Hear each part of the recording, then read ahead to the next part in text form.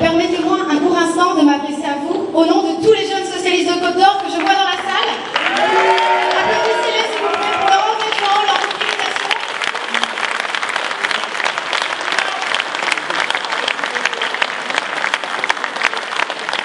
Comme vous le savez, François Hollande a fait de la jeunesse une de ses priorités. Et il a pris un grand engagement, que les jeunes, en 2017, vivent mieux qu'en 2012.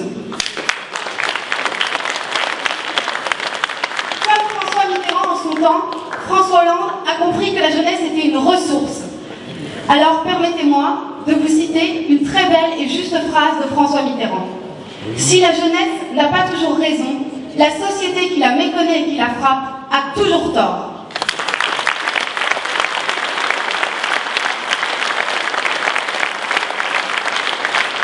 J'aimerais maintenant vous faire une petite confidence. Malheureusement, la jeunesse est soucieuse pour son avenir. Et elle est soucieuse pour l'avenir de la France. Et comme le disait Gandhi, l'avenir, c'est ce que nous faisons maintenant. Alors maintenant, nous allons nous mobiliser. Nous allons aller voter et dès le premier tour, nous ferons le choix du changement et nous, les jeunes, nous voterons François Hollande.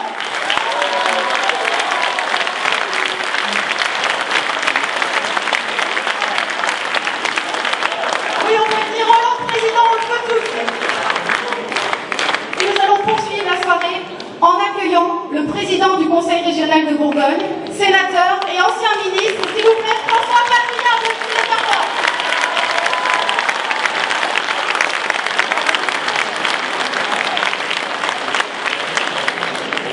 Chers amis, cher François, cher Claude, cher Michel, chers amis des radicaux de gauche, cher Patrick, cher Jean-Claude, chers collègues, chers amis tous, je vais aussi commencer par deux citations. Puisqu'on vient de parler de Jaurès et de François Mitterrand, la première c'était de Jaurès. Il disait, chers amis, chers camarades, il nous faut maintenant réveiller tous les soleils. Et puis la deuxième, c'est de François Mitterrand, il disait, ici même en Bourgogne, il y a ceux pour qui la jeunesse est une charge, il y a ceux pour qui la jeunesse est une chance.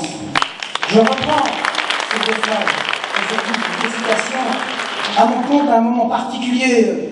Faire campagne pour soi-même, c'est toujours difficile. Faire campagne pour les autres, et surtout pour un meilleur François que soi-même, c'est beaucoup plus facile. Parce que je me souviens, il y a maintenant 4 ans, quand François entamait son deuxième septennat, que citait Léonard de Vinci ce jour-là, son deuxième, oui septennat on va dire, sa deuxième mandature, déjà François Hollande était avec lui. Et puis il y a 2 ans, dans cette salle, au lendemain déjà d'une réunion catastrophique de l'UDF, Sarkozy, etc. Ici, il y avait Jamais, qui était là pour les campagnes régionales, et qui y avait François Hollande.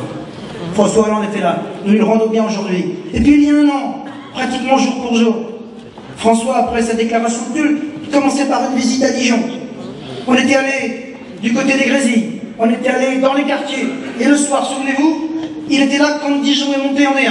C'était le match ce soir-là, souvenez-vous. Et puis il est revenu, il y a 1 an. Il est revenu à Château-Chinon. Et nous étions tous réunis, François, Michel et d'autres. On était avec lui pour ce qui était le début de la marche. Mais pas le début de la marche de Château-Chinon vers la Corrèze. Le début de la marche de la France, comme d'autres avant lui, vers Paris, vers la France et vers la victoire.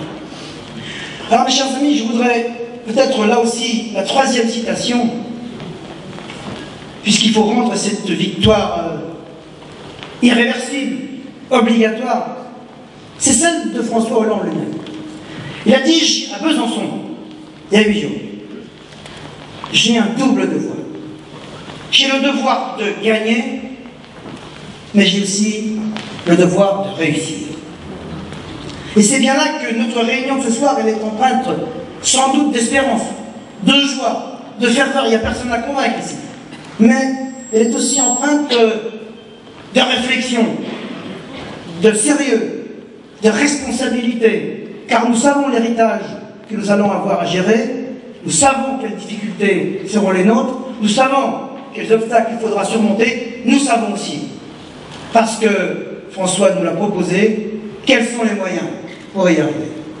Parce que l'objectif n'est pas seulement d'obtenir une victoire par défaut, je la redoute, Nous la redoutons tous. Parce qu'il ne suffit pas aujourd'hui de dire que nous allons chasser, allez, on va dire, battre demain le candidat sortant. Le mérite bien, d'ailleurs, on pourrait même le licencier immédiatement sans indemnité, vu l'augmentation qui s'est donnée. On pourrait le faire. Mais nous n'allons pas seulement régler des comptes, mais nous ne sommes pas là pour régler des comptes, nous sommes là pour créer les conditions du changement et assurer ce changement.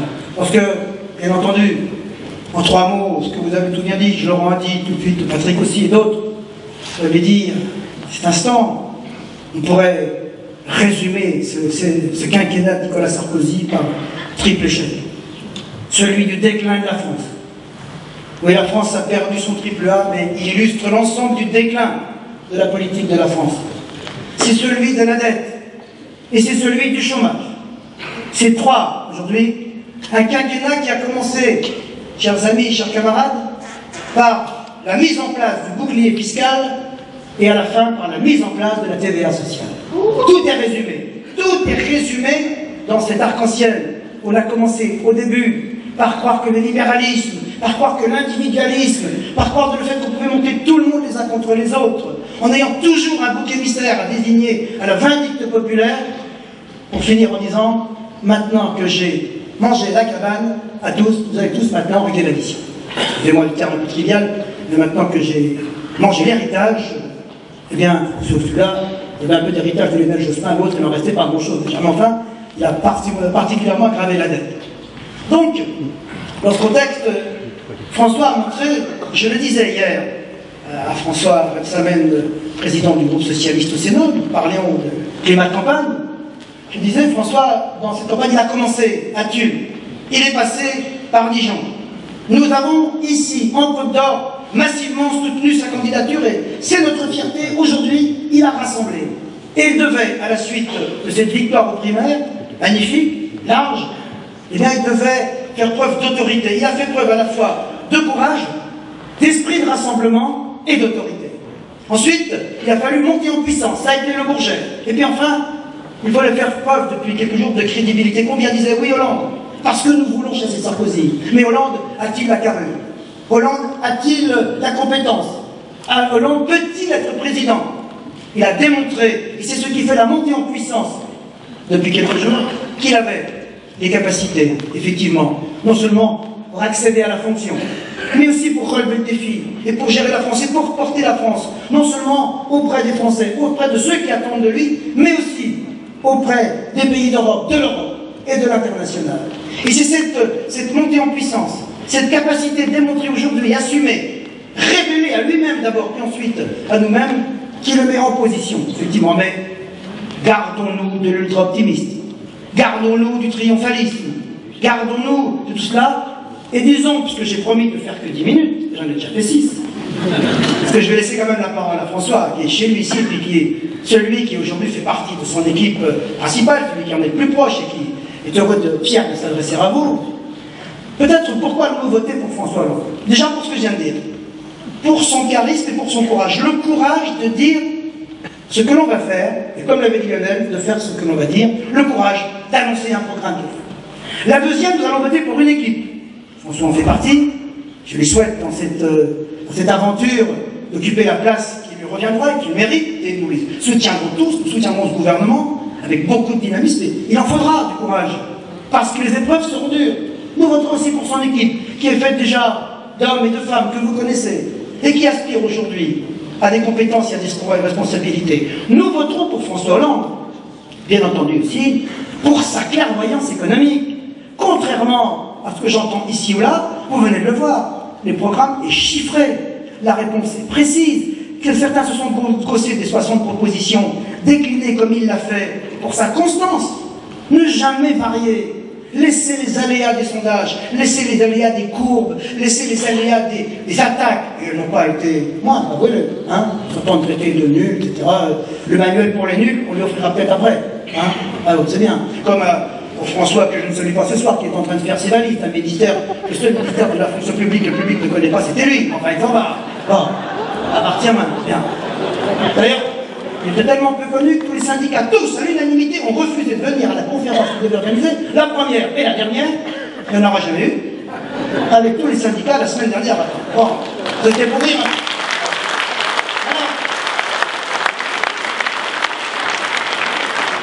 Nous votons pour François Hollande pour sa lutte, vous l'avez dit aussi, contre le capitalisme financier, la façon qu'il a déjoué aujourd'hui, que, souvenez-vous les paroles de François Mitterrand, mais aujourd'hui, on sait bien que c'est la finance ouverte, et ce qu'on nous reproche, c'est bien de dire demain, mais vous, les socialistes, vous allez être comme d'autres, vous allez fouiller dans les marchés. Eh bien, la démonstration a été faite tout à l'heure, que la volonté, le volontarisme allait arriver.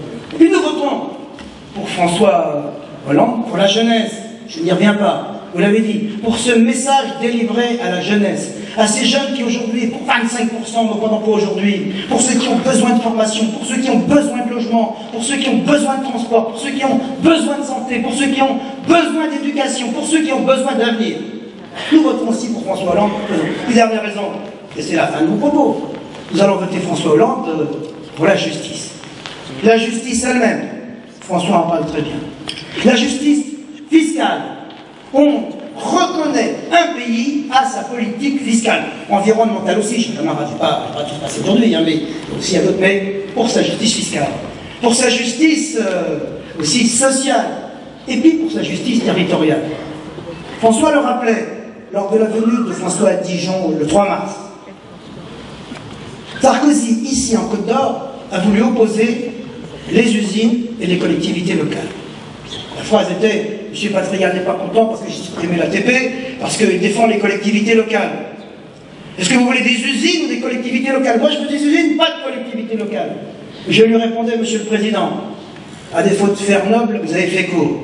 Mais rappelez-vous qu'ici, en Bourgogne, comme ailleurs, partout en France, à chaque fois que l'usine ferme, à chaque fois que vous êtes en difficulté, alors vous avez dit tout à l'heure, vous avez dit les usines, vous avez dit Fournier, c'est plus pas Fournier, mais vous avez dit Fournier, vous avez dit RL Idriss, vous avez dit Kodak, vous avez dit Thomson, vous avez dit Cléa, à chaque fois qu'une usine ferme, à chaque fois que pour des raisons financières, avouables ou inavouables, eh bien, c'est la collectivité, c'est la mairie, c'est le département, c'est la région qui est là, à chaque fois, pour préparer les dégâts.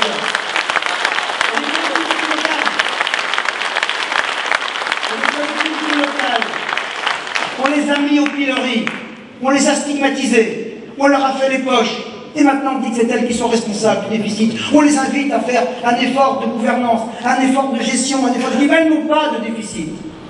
Elles participent pour 75% de l'investissement dans notre pays.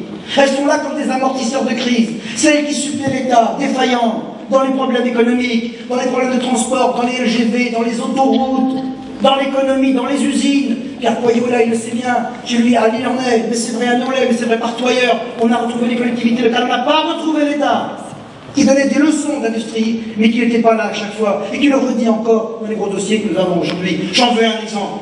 Celny, à Nevers, cité comme un exemple remarquable d'industrialisation avec de l'innovation derrière, qui aujourd'hui fait des nouveaux moteurs d'électroménager. Je suis allé là-bas sur place. Je dis oui, la région va accompagner. Oui, la Drôme de Nevers va accompagner. Oui, le département de la Nièvre va accompagner. L'État n'est pas venu de rien. Même par le FSI, l'État n'est pas venu. Et à ce seul, aujourd'hui, cette entreprise emploie 150 personnes. Elle va reprocher 150 autres personnes parce que les collectivités étaient là. Alors ces collectivités qu'on a mis au pilori, ce conseiller territorial, être hybride, qui demain voudrait soi-disant fusionner la région, le département pour des raisons inavouables, inexplicables, coûteuses.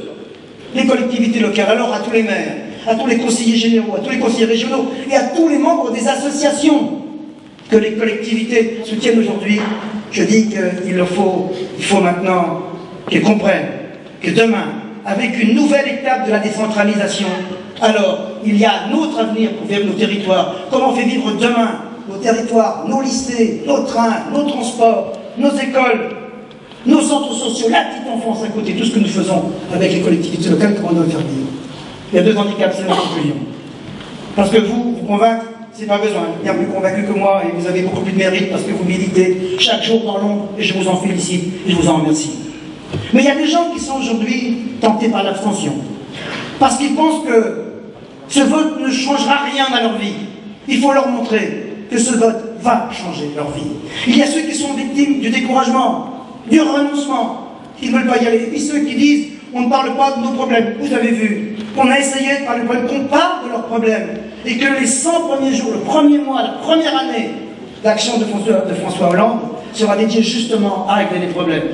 Alors, chers amis, dimanche, il y a ceux qui sont tentés. Il n'y a pas d'autres mythes révolutionnaires. Il ne faut s'écarter des votes sans lendemain. Il y a ceux qui, dimanche prochain, il y a deux catégories de gens qui vont voter à gauche. Ceux qui voudront se faire plaisir et ceux qui voudront faire changer les choses. Ben moi, je suis de ceux qui veulent faire changer les choses.